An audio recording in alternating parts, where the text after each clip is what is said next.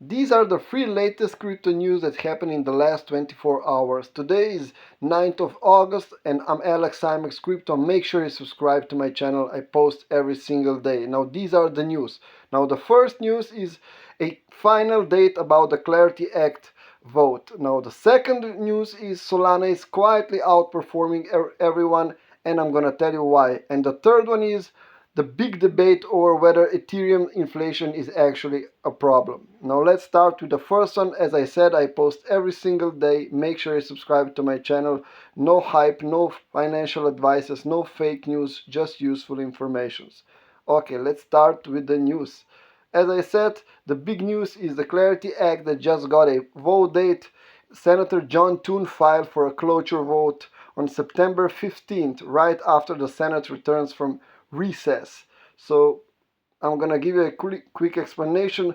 A cloture vote is basically a procedure to end a filibuster and force a final vote on a bill. It needs 60 votes to pass, so when I say the cloture, it means they're trying to move the Clarity Act to an actual up or down vote. So this is huge because it means that the bill isn't dead, it actually is moving forward, and the prediction markets are now showing a 21% chance of passing this year. It is still low, but it was a few days ago only 13%, so it is getting up.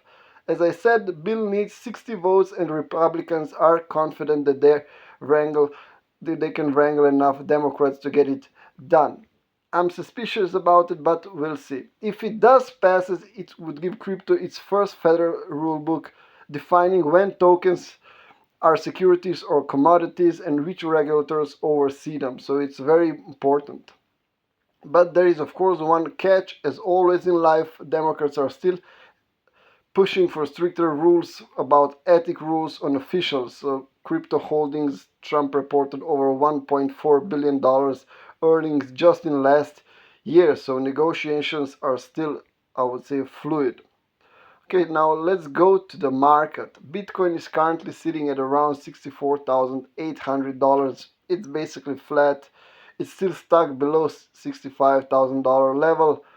And also Ethereum is holding above $1,900 at $1,914. It is up slightly, but not too much. And what about Solana? Well, it is up nearly 2%, leading the altcoin gains today again. It's forming a rounded bottom recovery pattern, and some analysts say it could rally another 8 or 9% if it clears $67 resistance. But of course, every day a new analyst, new expert is saying something, so don't jump too fast on it.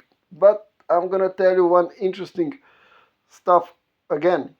Ethereum ETF inflows just had their biggest weekly inflow since April. Hyperliquid data shows 4 of the top 5 largest ETH positions on the exchange are long, which means that traders expect the gains to hold. And there is a growing debate about Ethereum's inflation. So listen this one careful. I shall tell this only once. I'm gonna be serious now.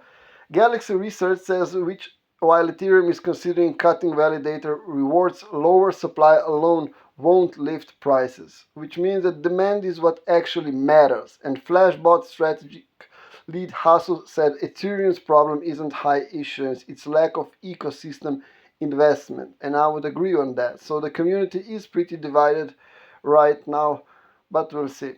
And there is one more thing. Bitcoin on-chain volume surged this week. We saw $2.27 million new wallets created, the highest in 10 months, and active wallets hits 751,000, also a 10-month high. So the cold car situation is actually driving this. People are moving funds and creating new wallets. Historically, when a retail gets shaken and volume surges, large holders accumulate and prices tend to rise in the following weeks. So hopefully this will be the case. Thank you for being with me. Subscribe to my channel. Tomorrow I'm going to create a new video about the latest updates. Bye.